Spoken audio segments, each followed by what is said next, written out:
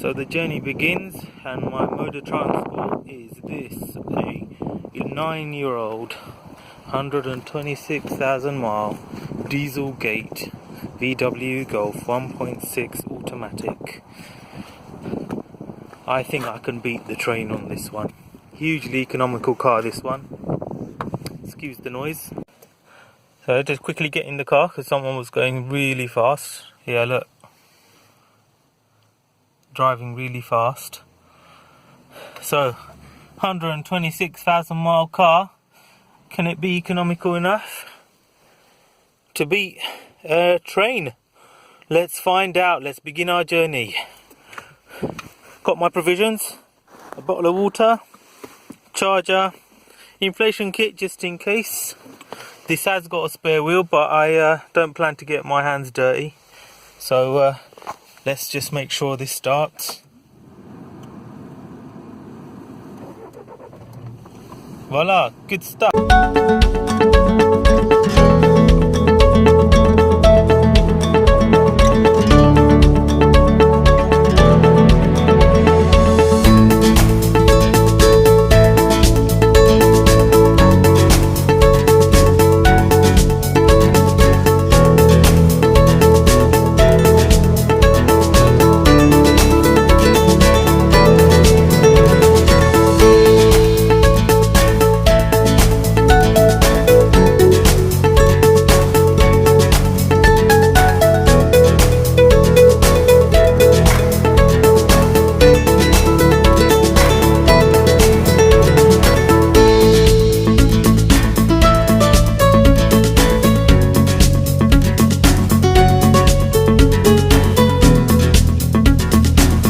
So now we've arrived at Finham in Coventry.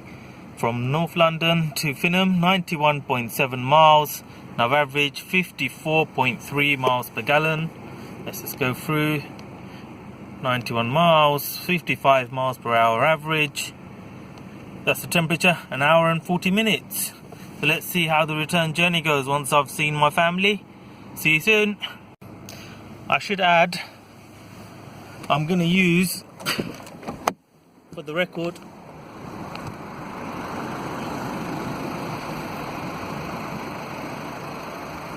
those prices for seeing how much all of this costs.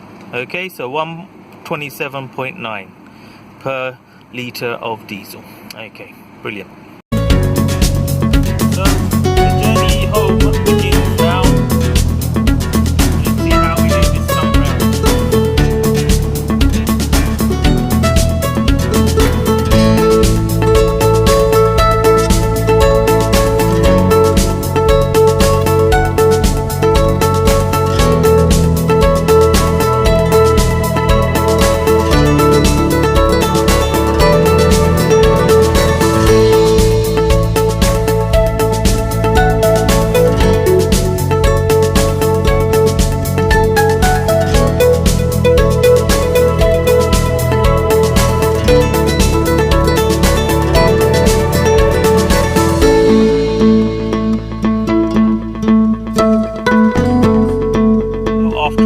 I'm back in London.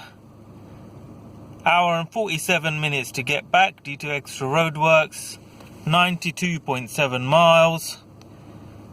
And fuel consumption 55.9 miles per gallon.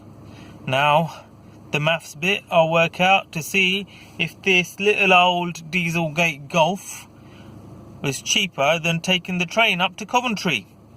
Coming up. Let's see. Right everyone, done my calculations, gone on to nationalrail.co.uk to get a quote for a return journey, which was £59.40 on an advance booking, and as you can see from my calculations, let me get you, look, 127.9p per litre I've based it on, and on the fuel economy I got on average between the two journeys, 55 miles per gallon and 184 miles travelled. I even put in 20 quid depreciation for wear and tear on tyres or whatever that people might want to point out. So, based on all of this, the car's the clear winner. You save 20 quid, you save 19 minutes, and you save yourself the hassle of getting wet and feeling cold and sitting next to someone smelly on the train all the way to Coventry.